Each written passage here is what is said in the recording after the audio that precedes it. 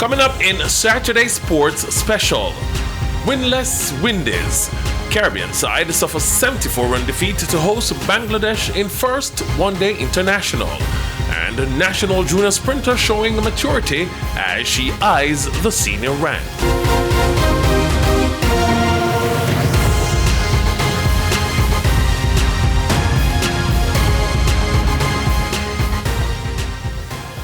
Good evening. I am Jermaine Brown, and the details of these and more when we return.